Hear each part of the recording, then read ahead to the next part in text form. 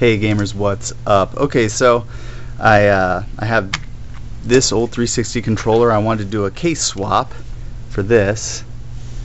It's a real nice double-coated custom controller case that I got hold of. I'm considering carrying these, and I just wanted to give it a shot.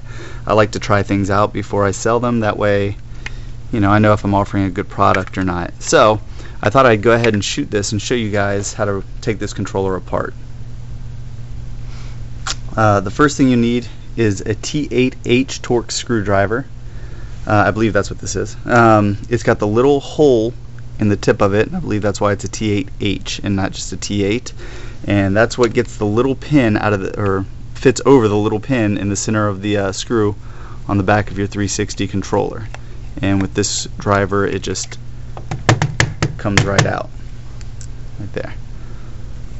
So pull all those out.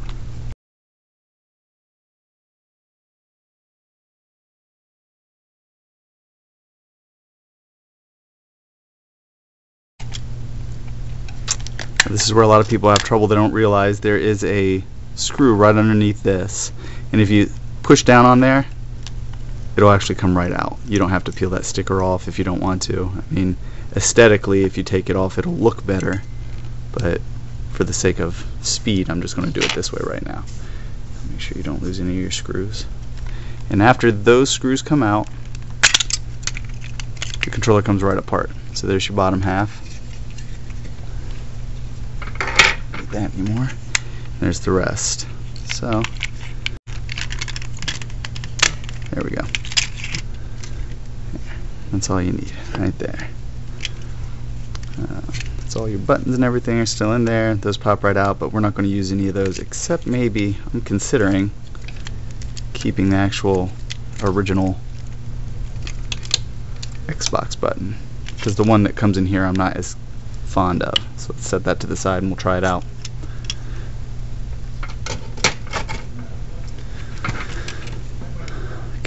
So these pop right off, and most of the times if you buy a new shell, it'll come with new ones. And these, I picked this controller because these are so yellowed anyway. And what the heck? Okay.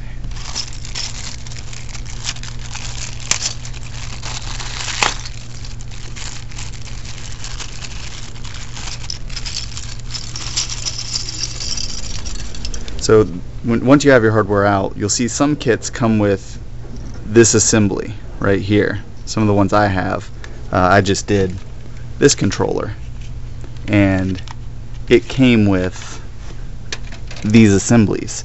And I found that these are just impossible to take off. Don't bother trying. You can actually just remove the trigger and put your new trigger on without having to worry about replacing this hardware, because once you get that off, it's just ridiculous. This little piece right here, the gray piece, is actually connected to the board by these 3 solder points right here. You would have to actually take it, remove it, put it back on.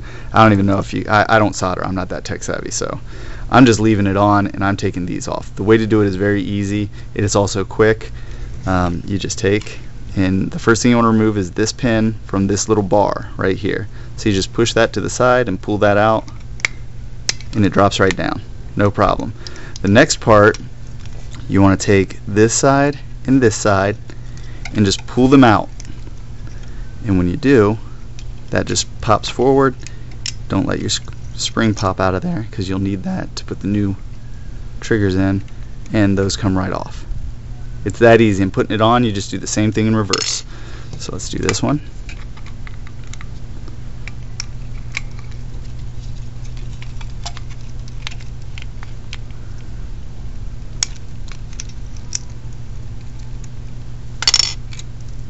And there you go. You're ready for your controller mod. So let's go ahead and get that together. Set this to the side.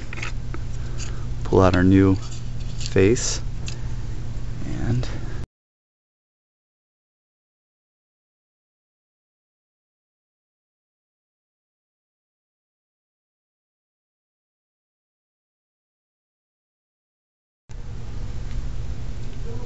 And what we'll do now is, instead of using their little thing for the Xbox button, I'm going to try out using the original one. So This just drops in here.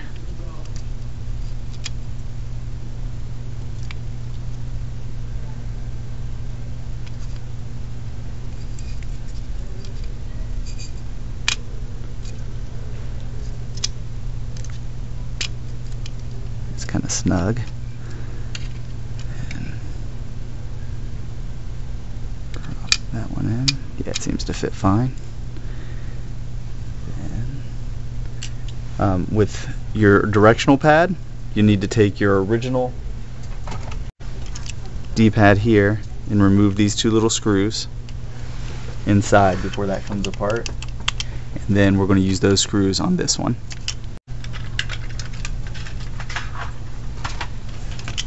All you need for this part is a precision screwdriver.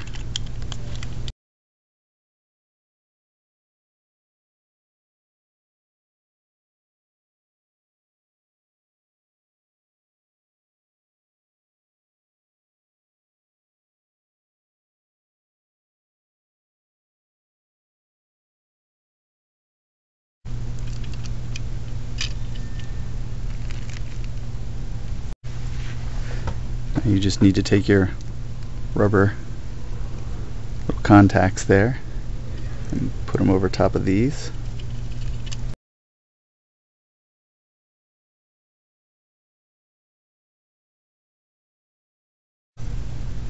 This is the top part of your controller. That's where your sync button goes, and your shoulders fit right onto these. So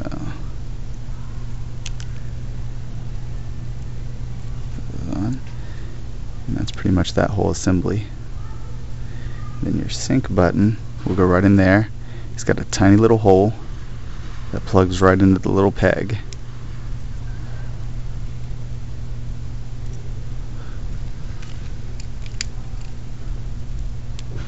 Right there. So now we're ready to go there. That part is right on.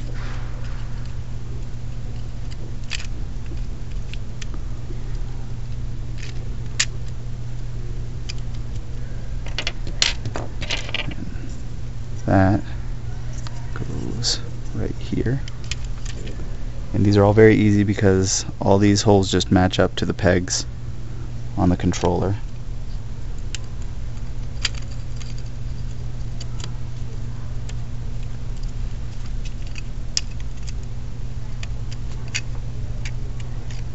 There you go.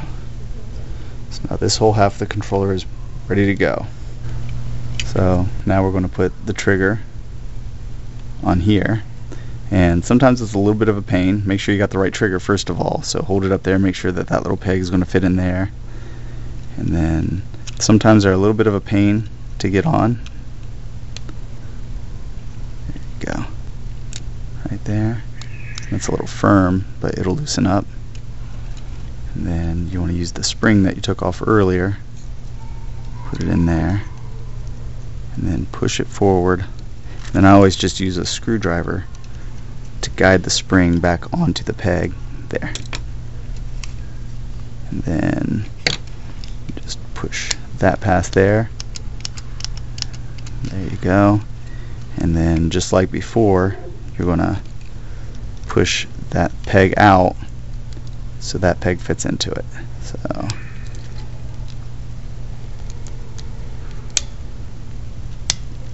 just like that. So there you go. We'll do the same thing on this side.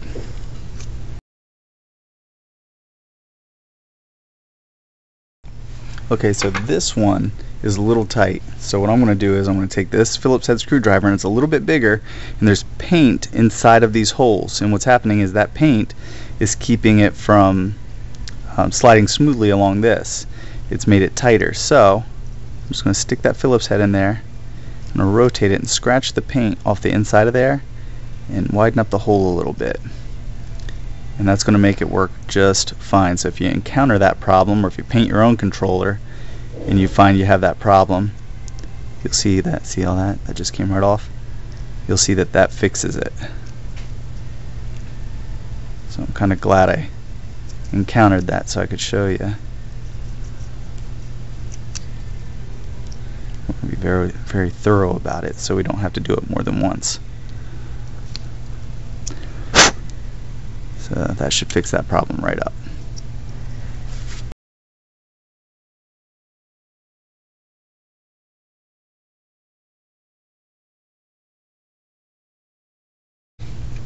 There we go.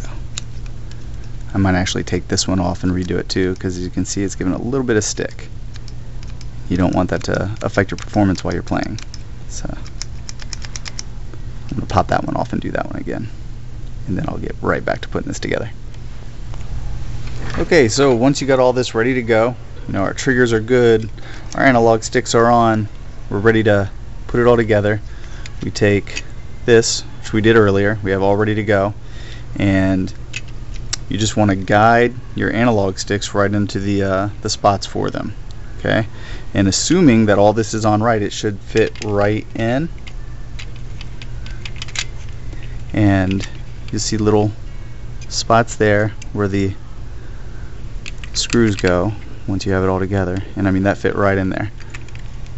So we put those in, and the back should then fit right on. Now where the batteries connect right there, they're going to have to fit right into these little tracks right there and there. Okay, and you can see the little tracks right there and there. So you just want to make sure those guide right in as you put that on, and like a glove. Then you want to push all your buttons, make sure all your buttons are good before you screw it together. So the next step is just going to be to screw it together.